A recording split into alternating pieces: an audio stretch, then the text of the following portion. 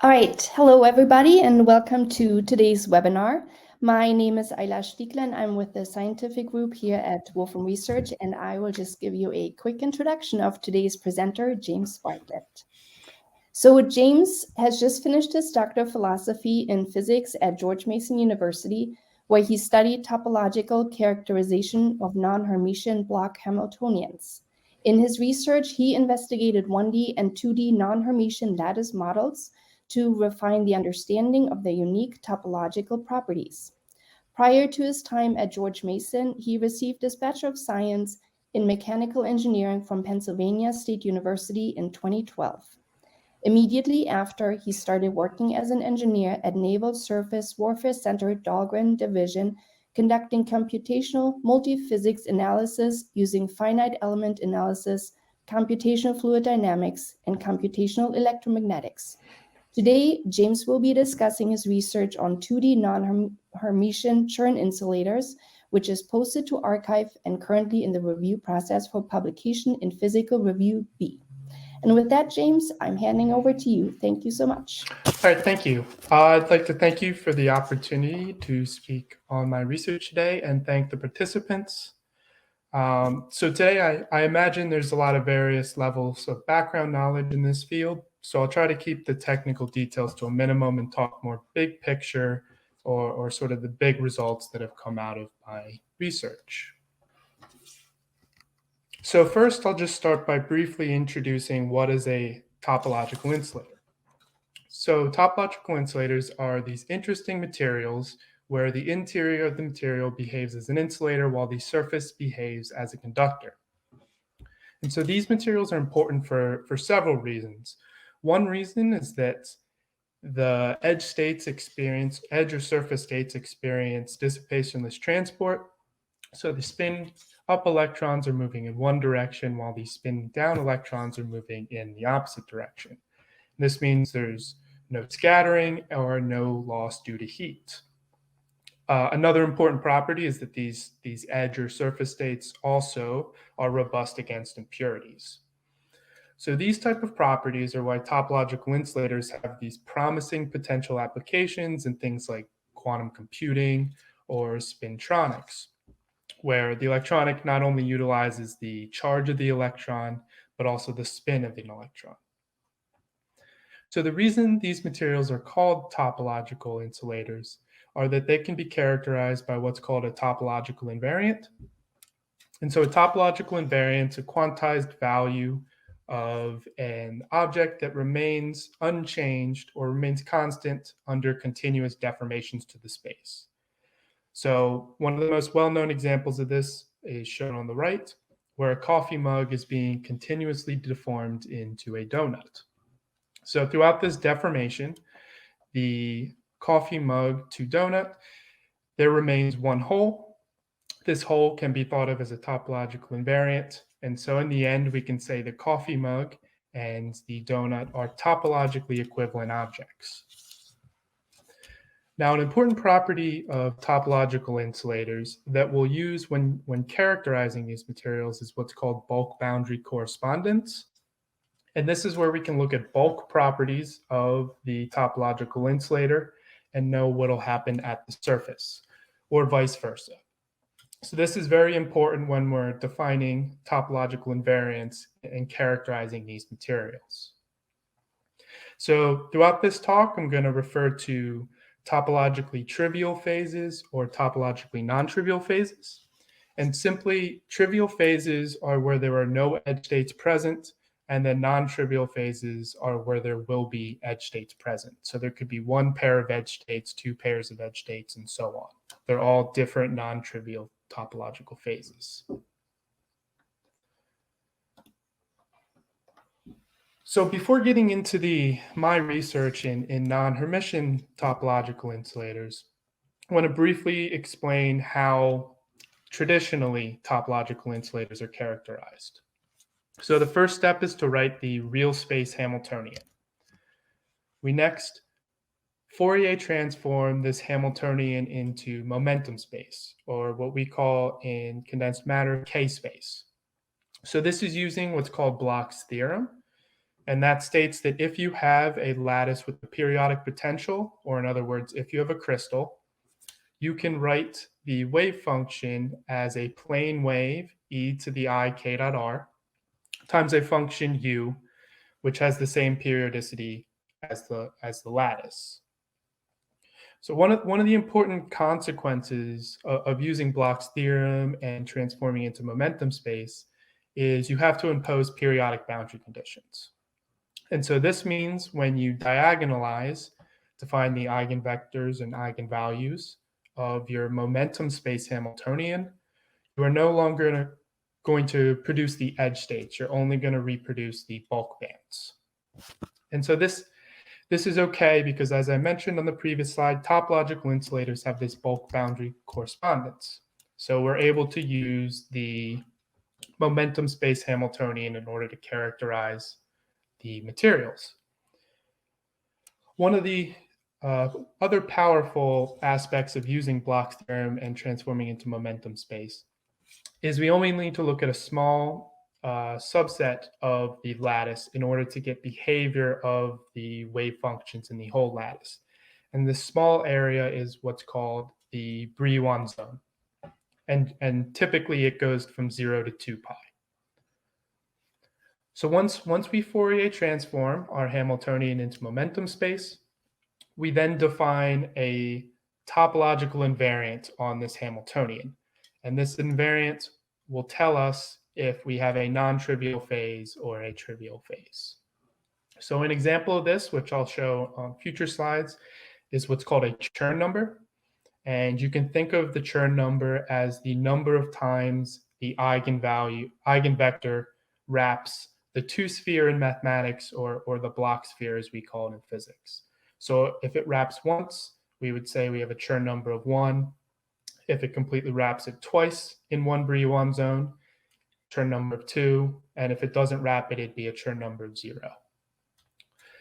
So for those of you who are interested in sort of getting a good introduction on this topic, I listed a good review paper at the bottom, which should walk step by step through how topological insulators are traditionally characterized.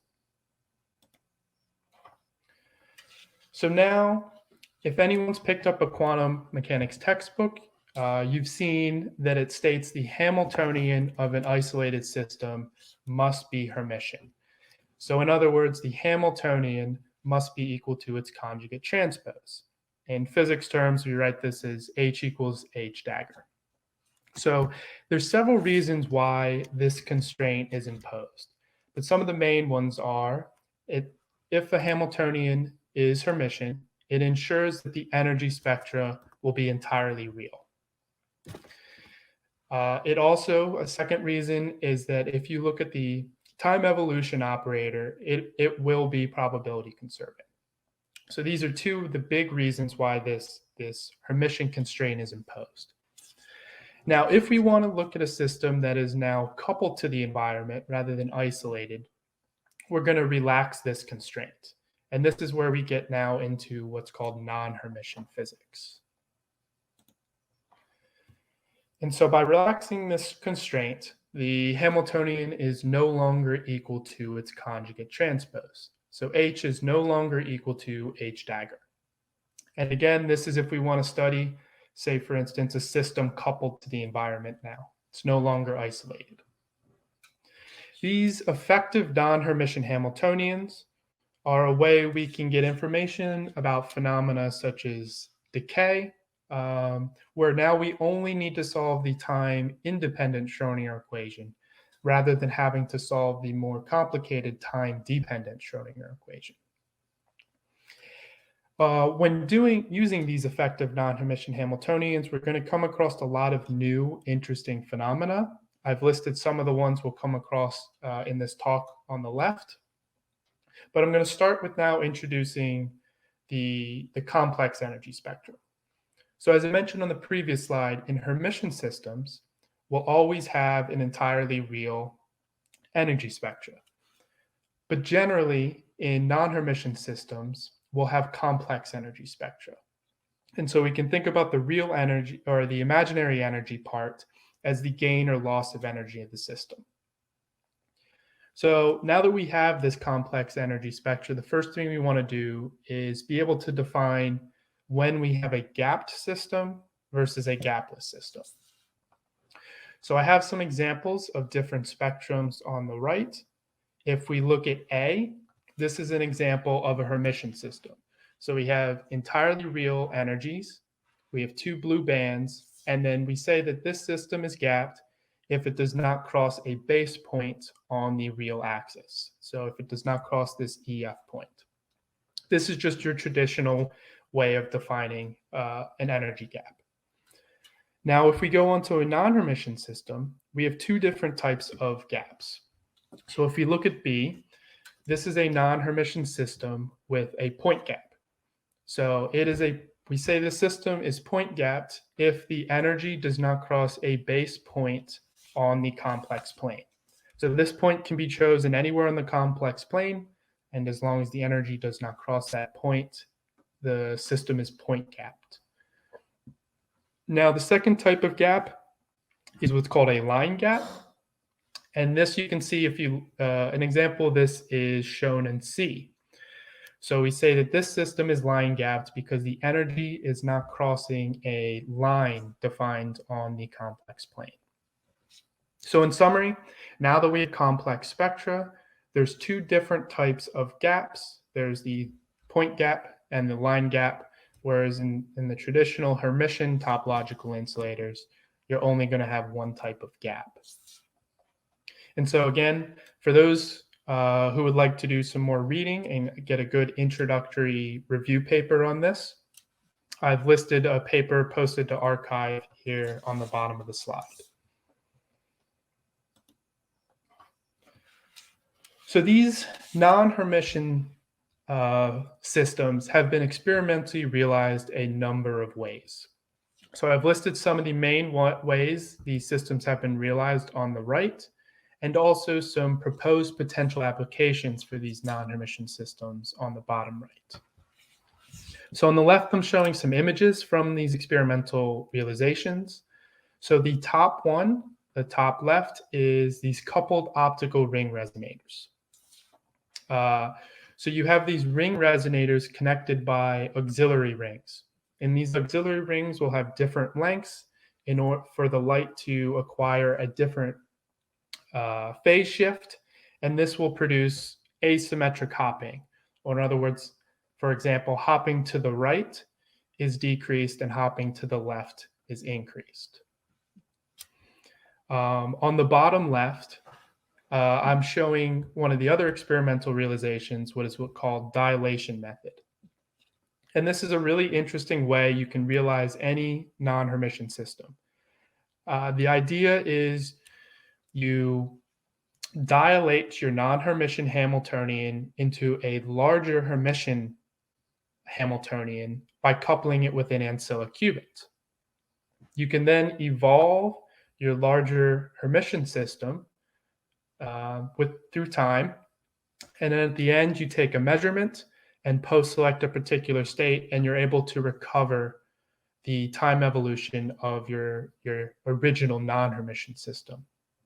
So this is an interesting way that non-Hermitian system has been realized. It's been done using qubits, and it's also been done using nitrogen vacancy centers. But it shows an interesting connection between measurements or continued measurements and non-Hermicity. Okay, so now that I've sort of introduced some of the major topics, I'll get into what my research was concerning. And so what I was looking at was characterizing two-dimensional non-Hermitian Chern insulators in the slab geometry specifically. So the slab geometry is where you have a finite x direction and an infinite y direction. So you have edges on the left and the right-hand side of the lattice, and it's infinite in the y direction. And so some of the motivations behind why we did this research is first just to overall contribute to classifications of these non non-Hermitian topological insulators. So we looked at 3 different ways of introducing non-Hermitian components to a Hermitian Chern insulator. We also wanted to gain a better understanding of what's called the generalized Brillouin zone in 2D systems. So I'll talk about this in a few slides, but this is sort of the extension of the Brillouin zone when you're dealing with non-Hermitian systems. And thirdly, we wanted to characterize the different edge spectrums in non-Hermitian Chern insulators. So in Hermitian or traditional Chern insulators, you'll get pairs of edge states, where in the slab geometry, for instance, you would get one edge state on the left and one edge state on the right. In non-Hermitian Chern insulators, you can get these scenarios where you have both edge states on one side of the lattice. So for instance, both edge states may be on the left-hand side of the lattice, or both may be on the right-hand side of the lattice.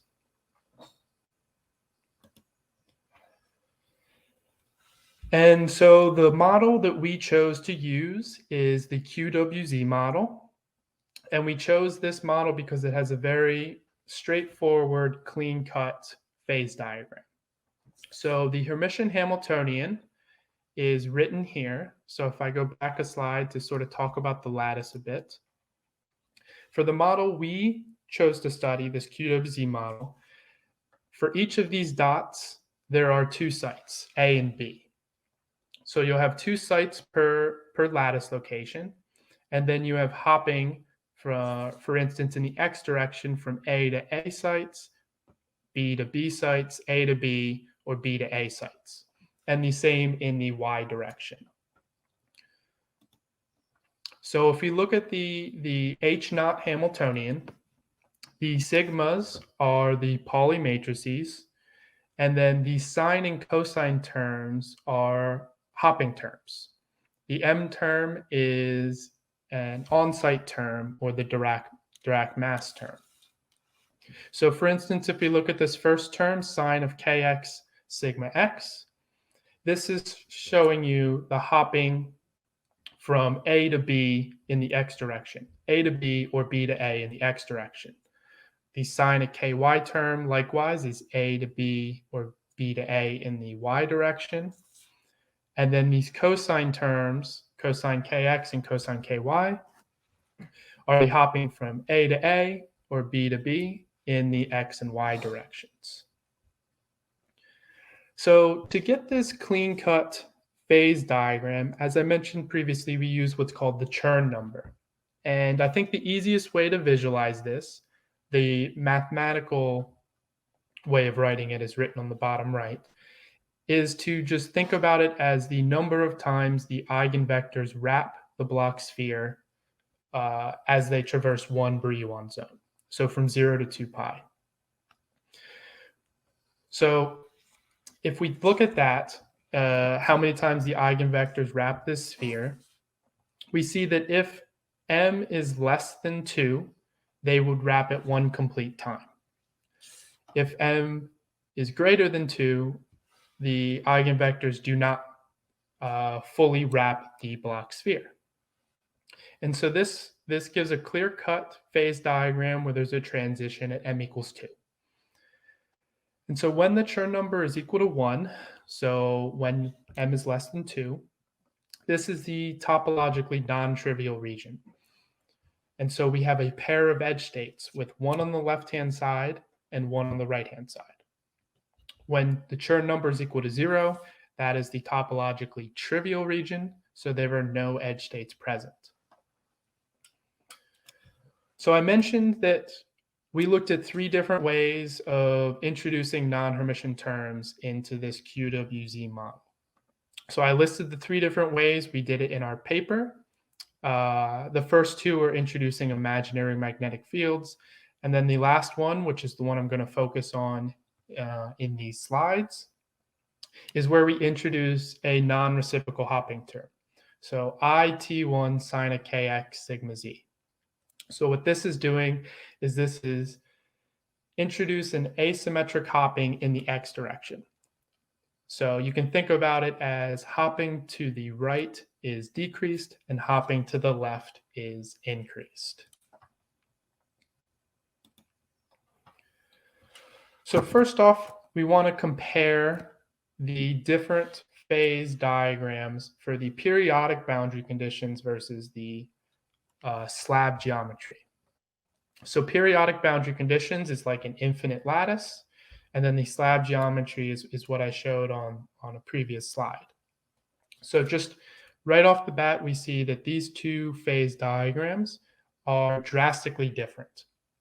Now, in the Hermitian case, with Hermitian topological insulators, these two phase diagrams would be identical due to the bulk boundary correspondence or bulk edge correspondence. So there is this breakdown of the bulk edge correspondence going on. So if you look on the left at the periodic boundary spectra phase diagram, we see that there's three different phases. There's the C1 phase in blue, which is this non-trivial region, the trivial region with Chern number equal to 0, which is shown in gray, and then a gapless region shown in red. And so this gapless region is where the energy bands are no longer separate. If we look at then on the slab geometry on the right, there are a lot more transition lines and more topological phases. So we see that there's this blue non-trivial region with Chern number equal to 1, and then we see the edge states for below 1 are localized, 1 on the left and 1 on the right, and then above 1, you're getting both of the edge states localized on the left-hand side. You get this trivial gray region where there are no edge states present, and then you get two different or three different gapless regions. Two of them are in pink, and then the gold region is an interesting new gapless region. This is a region or a phase that is uniquely non-Hermitian. So this gold phase S is actually a phase where the energy is gapless, where the system is gapless, so the energy bands are not separate, but there is a hole in the spectra by which edge states traverse. So I'll show this on in a few slides, but this is an interesting new, uniquely non-Hermitian phase. So as I mentioned, these two phase diagrams are drastically different. And so since we no longer have this bulk edge correspondence, we're no longer going to be able to use the bulk spectra to determine what is happening at the edges. And so first we want to know what is causing this bulk edge correspondence breakdown. Well, first thing we do is look at the slab versus the bulk energy spectra. So that is what is shown on the left. In blue is the slab spectrum, and in red is the bulk spectrum, so the periodic lattice spectrum. We see that these two energies are very different. And then on the right is just the same blue slab energy plotted in 3 dimensions. So we see that there are two what we call continuum bands, and then two edge states that traverse this gap. And so this is what the slab geometry spectrum looks like.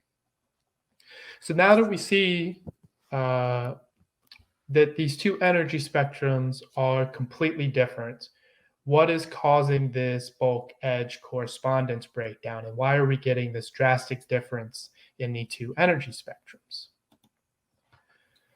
Well, what's causing this drastic difference in the energy spectrums is what's called the non-Hermitian skin effect.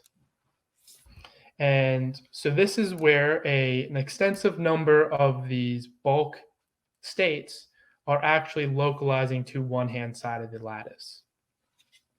So if we look on the left, this is the traditional Hermitian topological insulator case. So we see that for the probability density, we see that all these bulk states are dispersed throughout the entire lattice.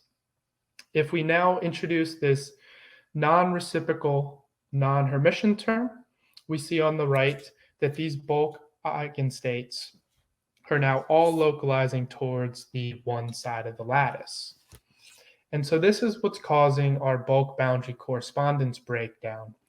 And so in order to define this topological invariant or characterize these non-Hermitian topological insulators, we need to account for the fact that these bulk states are now all localizing to one side of the lattice.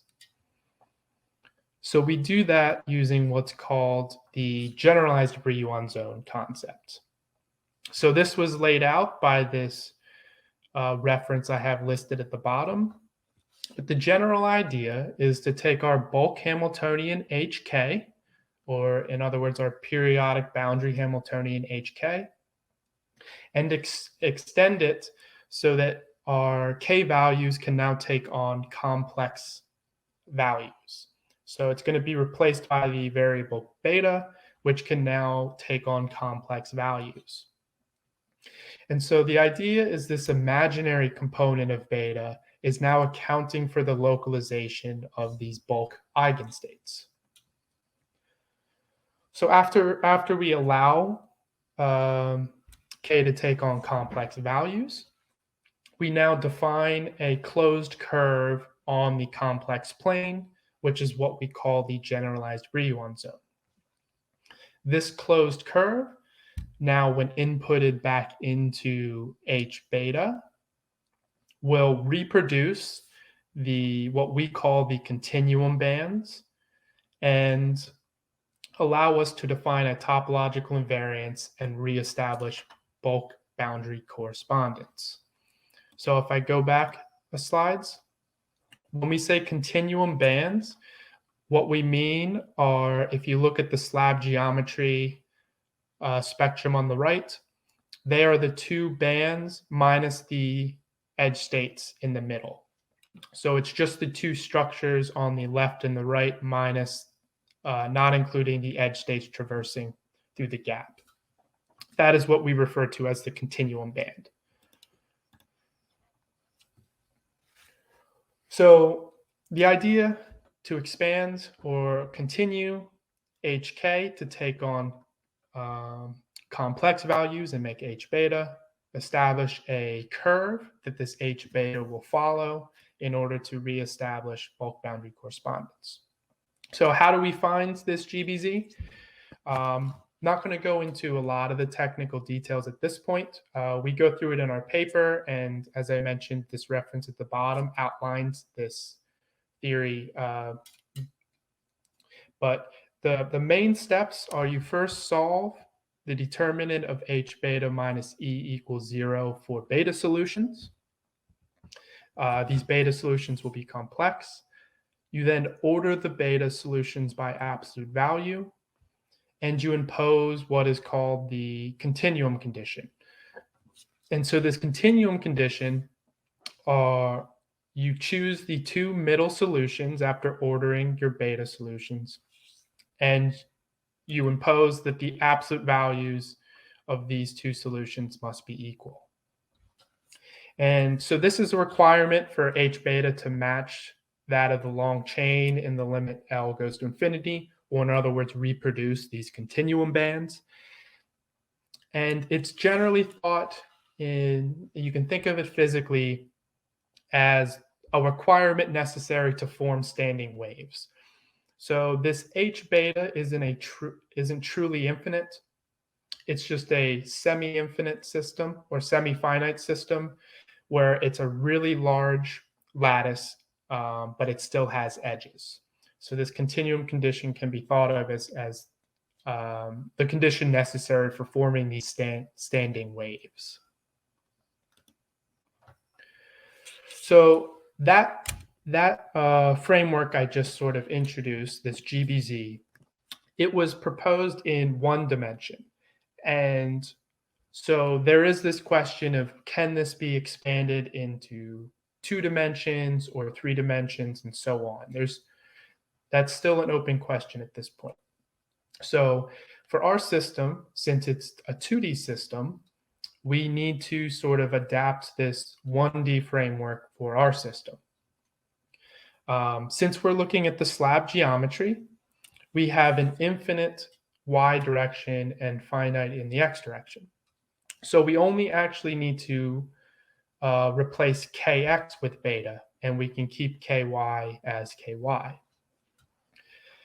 We then treat ky as a good quantum number, and so we can basically input a value for ky, solve our h beta, and then input a new value for ky, and so on.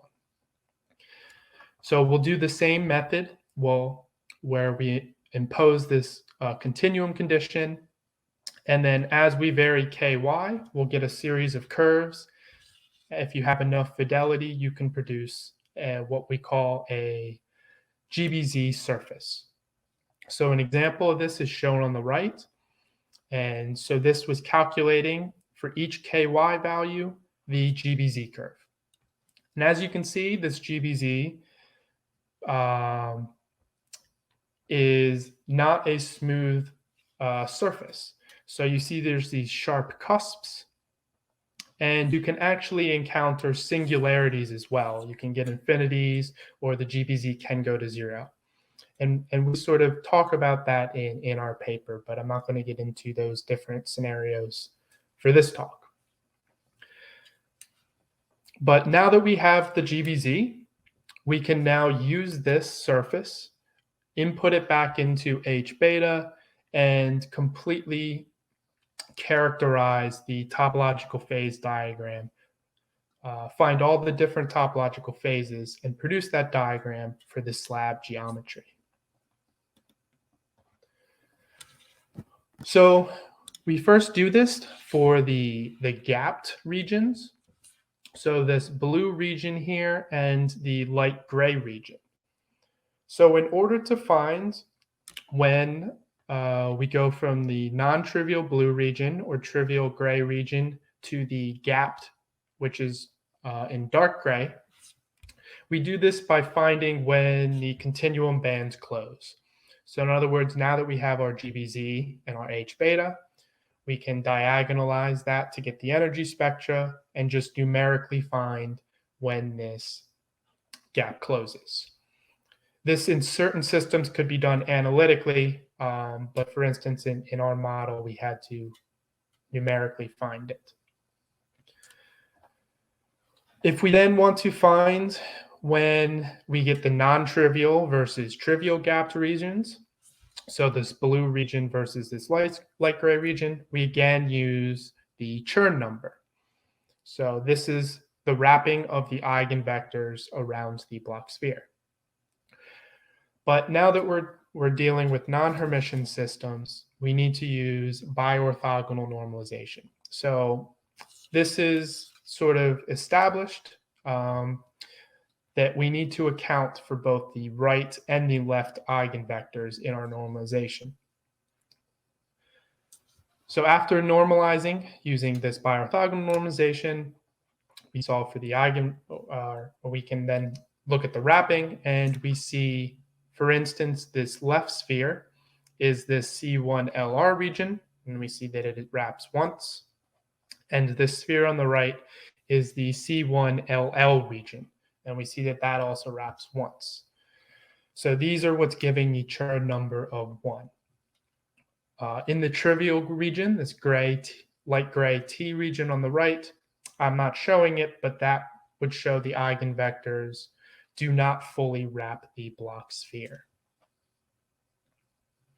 So there's one more thing we want to do to fully characterize these different gapped regions, and it is determining when the edge states are localized on the left and right-hand side of the lattice, and when the edge states are both localized on the left-hand side of the lattice. So we show analytically how to do this in our paper. So for those interested, you can go and see how to analytically solve for this. But numerically, we can see what's happening, and I show that on the left. So we're looking at the probability densities of the edge states. So below the transition line for T1 equal to 0.9, we just see that we have one edge state in red on the left-hand side of the lattice and one edge state in blue on the right-hand side of the lattice. At the transition line, so when T1 equals to 1, we see that this edge state on the right in blue is now dispersed throughout the entire lattice. And then after the transition, or above the transition line, when T1 equals to 1.1, we now see that this blue edge has now shifted to the left-hand side of the lattice. And so in our paper, we show how you can find this analytically, and then you can produce these localization diagrams on the right.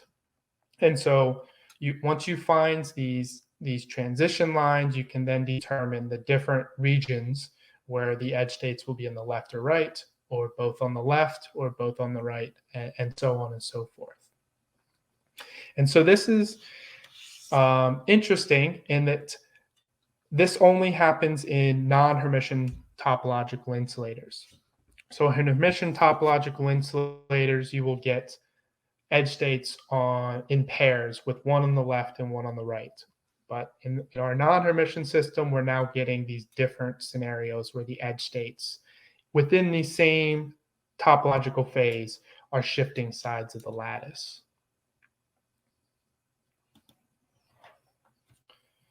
Okay, and then the last step is then to characterize these different gapless phases. So in order to find when the different gapless transitions occur, so from the pink to the gold regions, you find this by, again, using the GBZ and plugging that back into H beta, and then looking for when the imaginary energy gap closes. So if you looked at the imaginary energy KY plane, if you just numerically find when the two bands have a gap closing, that is where those transition lines occur.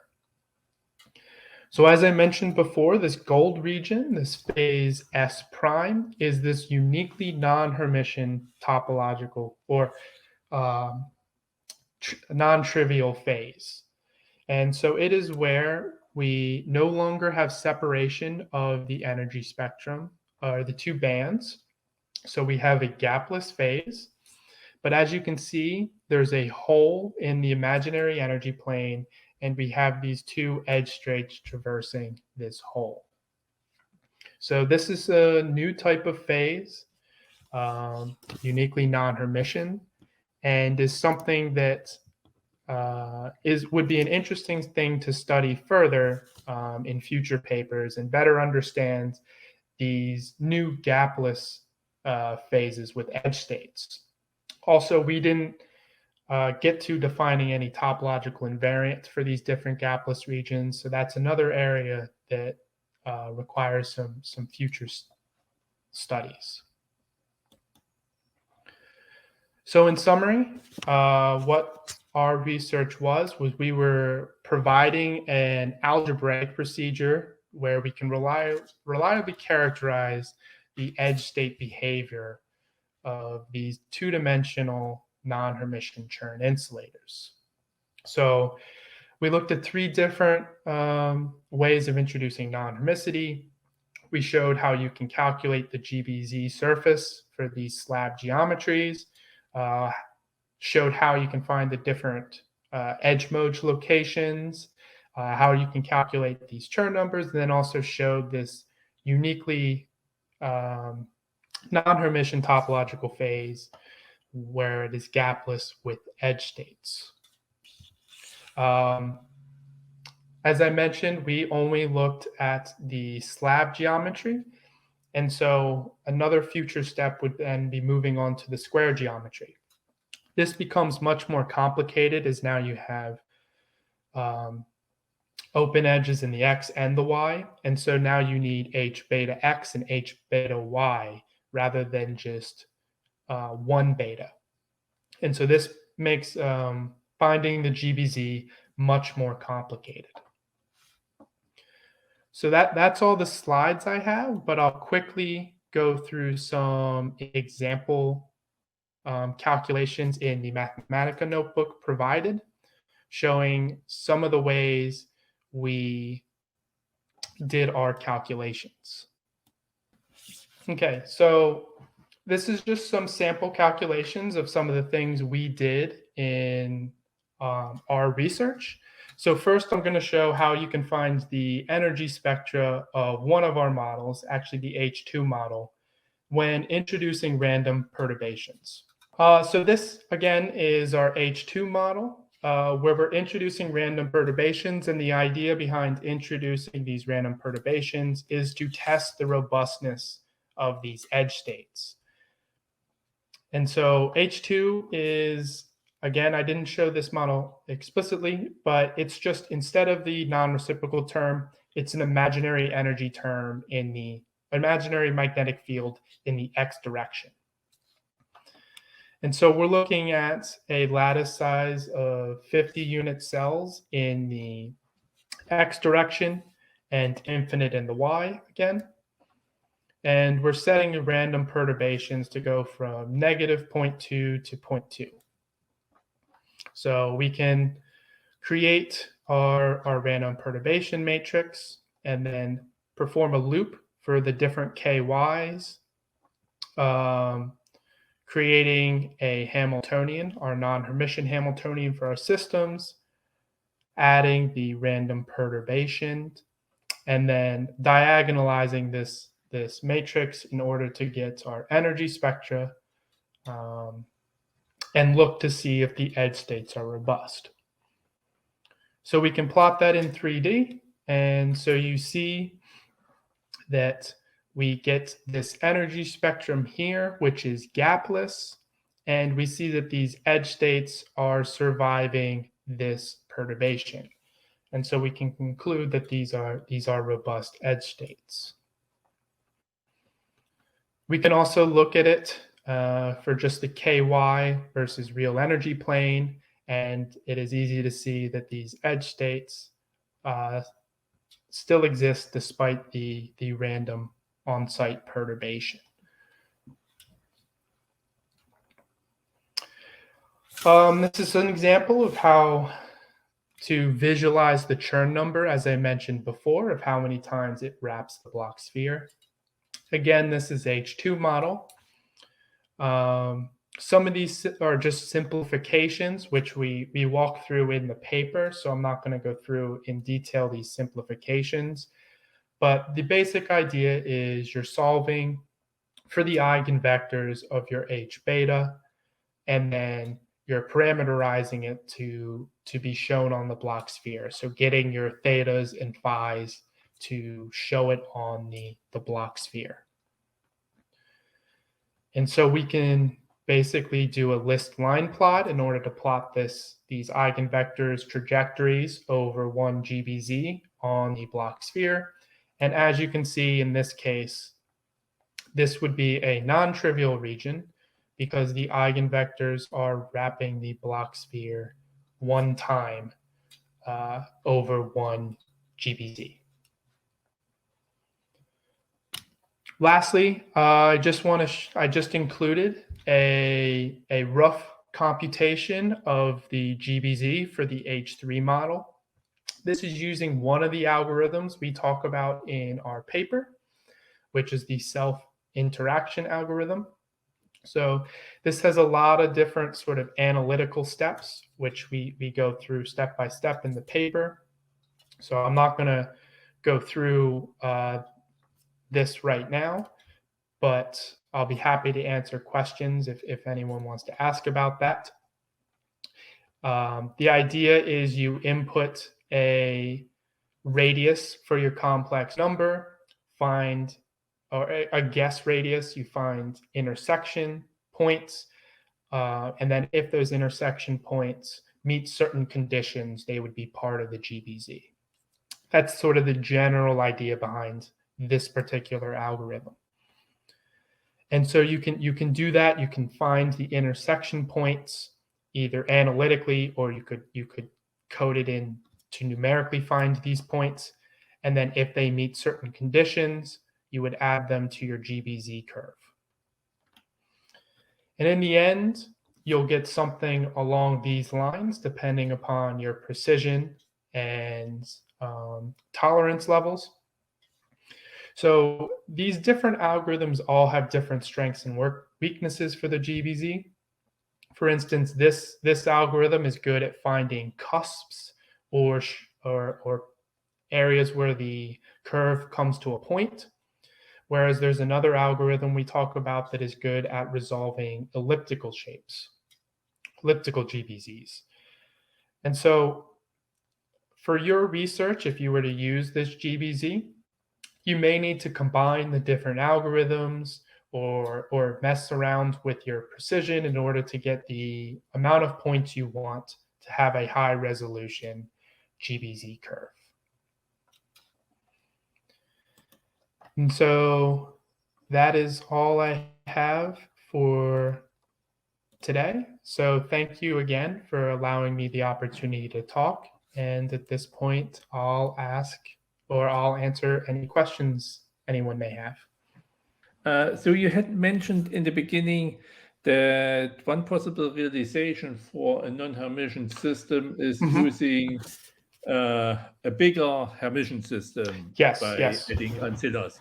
That's the same, in quote, trick that we use to go from a density matrix description of a system to a pure state description, where we first add a couple qubits, make it a pure state, and then trace out. Are the number of needed ancillar qubits a different number than we need to make a pure state? Or is it the same? The number of ancillar qubits needed is 1 for no matter the size of your non-Hermitian system. Oh, okay. So that's actually much smaller than for generic going from a density matrix to a... Yes. Yeah. So using sort of this dilation method, however big your non-Hermitian matrix is, you would only need 1 ancillar qubit to make it Hermitian and evolve it. And from a purely numerical point of view, I assume this is clearly preferable. Yes. Yeah. And the 1 qubit is also enough if the non-Hermitian system would have continuous degrees of freedom and not be a lattice system? I believe so. I believe generally you can always use just 1 qubit to dilate any Hermitian Hamiltonian into any non-Hermitian Hamiltonian into Hermitian Hamiltonian. I see. The one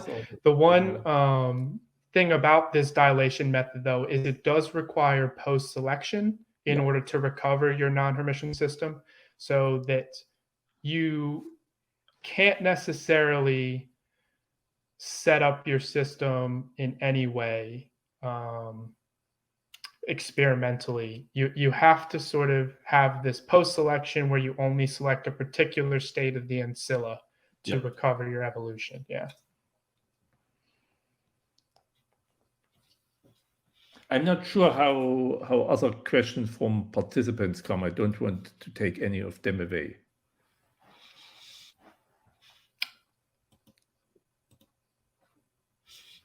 Okay, then I have another one.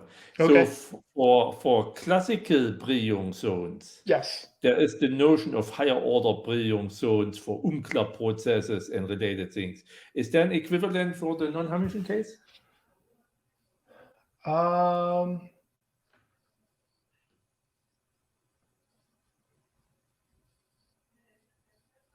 I'm not sure.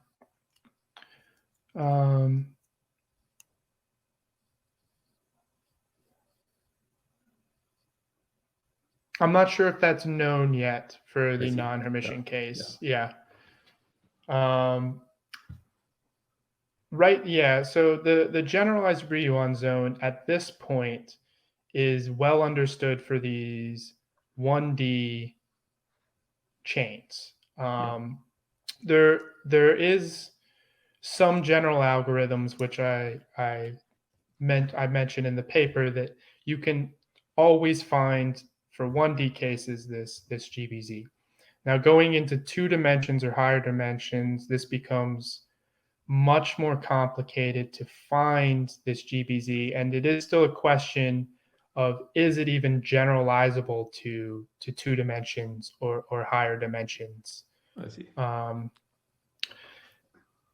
I believe it is, but there's still that question, and there's no general algorithm to find higher dimensional GBZs at this point.